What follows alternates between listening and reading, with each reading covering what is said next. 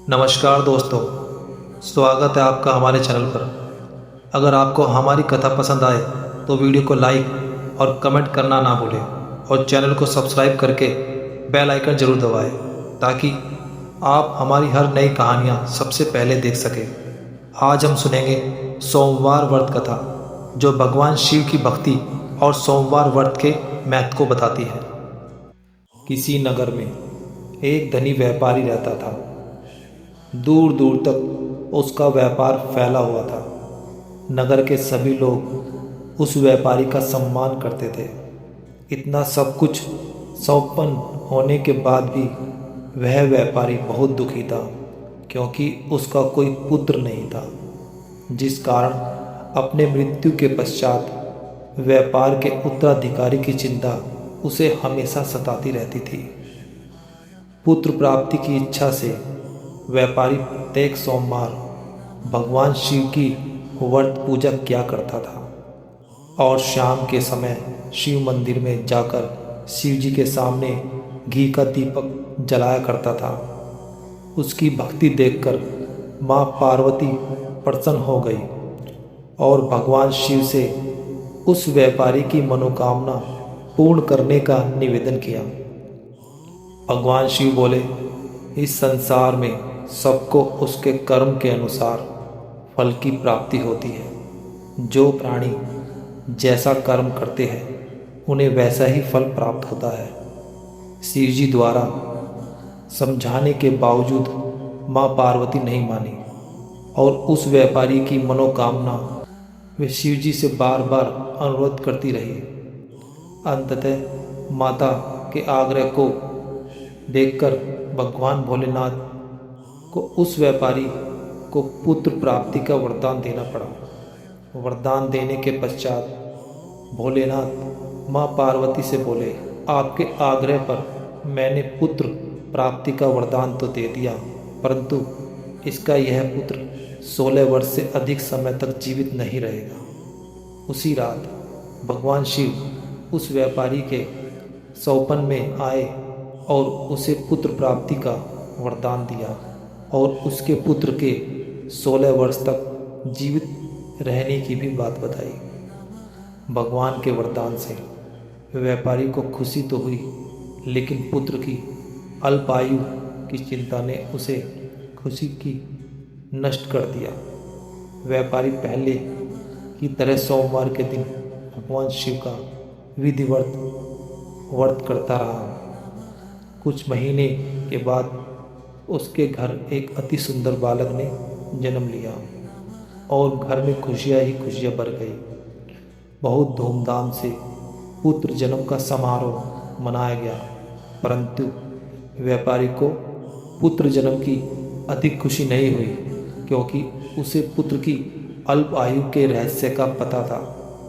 जब पुत्र 12 वर्ष का हुआ तो व्यापारी ने उसे उसके मामा के साथ पढ़ने के लिए वाराणसी भेज दिया। लड़का अपने मामा के साथ शिक्षा प्राप्ति हेतु चल दिया।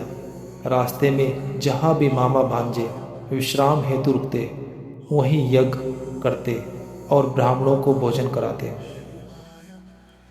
लंबी यात्रा के बाद मामा भांजे एक नगर में पहुँचे।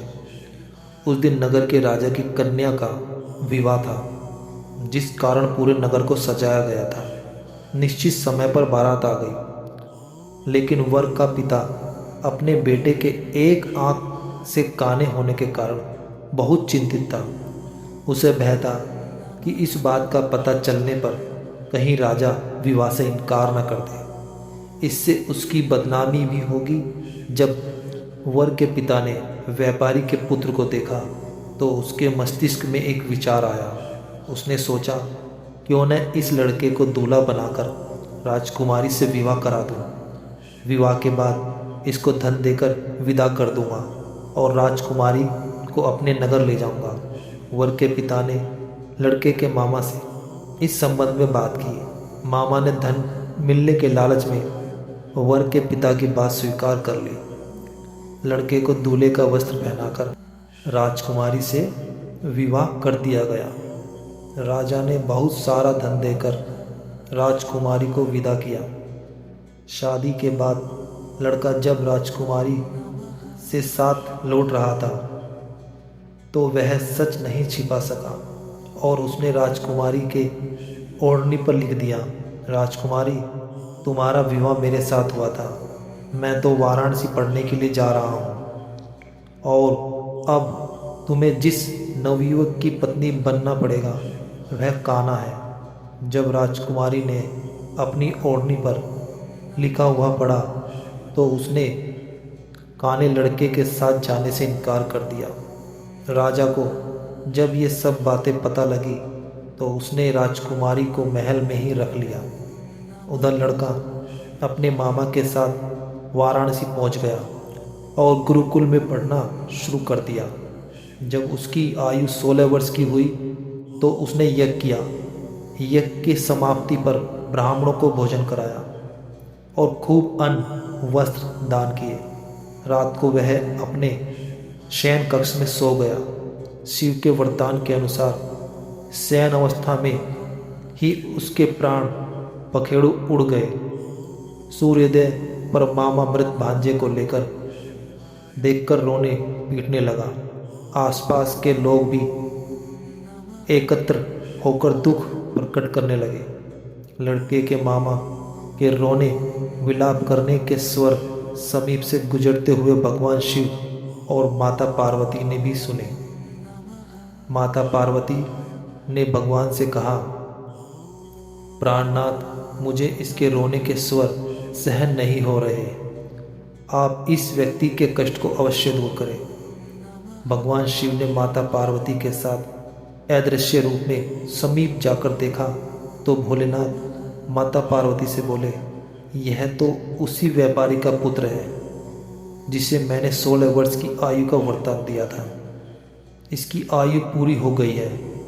माँ पार्वती ने फिर भगवान शिव से निवेदन कर उस बालक को जीवन दान देने का आग्रह किया। माता पार्वती के आग्रह पर भगवान शिव ने उस लड़के को जीवित होने का वरदान दिया और कुछ ही पल में वह जीवित होकर उठ बैठा। शिक्षा समाप्त करके लड़का मामा के साथ अपने नगर की ओर चल दिया। दोनों चलते हुए उसी नगर में पहुँचे जहाँ उसका विवाह हुआ था। उस नगर में भी यज्ञ का आयोजन किया। समीप से गुजरते हुए नगर के राजा ने यज्ञ का आयोजन देखा और उसने तुरंत ही लड़के और उसके मामा को पहचान लिया। यज्ञ के समाप्त होने पर राजा मामा और लड़के को महल में ले गया और कुछ दिन उन्हें महल में रखकर बहुत सा धन वस्त्र आदि देकर राजकुमारी के साथ विदा कर दिया। इधर भूखे प्यासे रहकर व्यापारी और उसकी पत्नी बेटे की प्रतीक्षा कर रहे थे। उन्होंने प्रतिज्ञा कर रखी थी कि यदि उन्हें अपने बेटे की मृत्यु का समाचार मिला तो दोनों अपने प्राण त्याग देंगे। परंतु जैसे ही उसने अपने बेटे के जीवित वापस लौटने का समाचार सुना तो वह बहुत प्रसन्न हुआ। वह अपनी पत्नी और मित्रों के साथ नगर के द्वार पहुंचा। अपने बेटे के विवाह का समाचार सुनकर पुत्र वधू राजकुमारी को देखकर उसकी खुशी का ठिकाना नहीं रहा। उसी रात भगवान शिव ने व्यापारी के सौपन में आकर कहा, हे श्रेष्ठी, मैंने तेरे सोमवार के व्रत करने और व्रत कथा सुनने से प्रसन्न होकर तेरे पुत्र को लंबी आयु प्रदान की है। पुत्र की लंबी आयु जानकर व्यापारी बहुत प्रसन्न हुआ। शिव भक्त होने तथा सोमवार का व्रत करने से व्यापारी की सभी मनोकामना पूर्ण हुई। इसी प्रकार जो भक्त सोमवार का विधिवत व्रत करते हैं और व्रत कथा सुनते हैं उनकी सभी इच्छाएं पूरी होती है। तो दोस्तों, यह कथा हमें सिखाती है कि भगवान शिव की भक्ति और सोमवार व्रत करने से सभी मनोकामनाएं पूरी होती है। और आप भी यदि सोमवार व्रत करें और व्रत कथा सुने तो आपके जीवन में सुख और समृद्धि आएगी। अगर आपको यह कथा पसंद आई तो लाइक और कमेंट जरूर करें और हाँ, हमारे चैनल को सब्सक्राइब करना ना भूलें ताकि आप हमारी सभी नई भक्ति कहानियाँ सबसे पहले देख सकें। जय भोलेनाथ। ओम नमः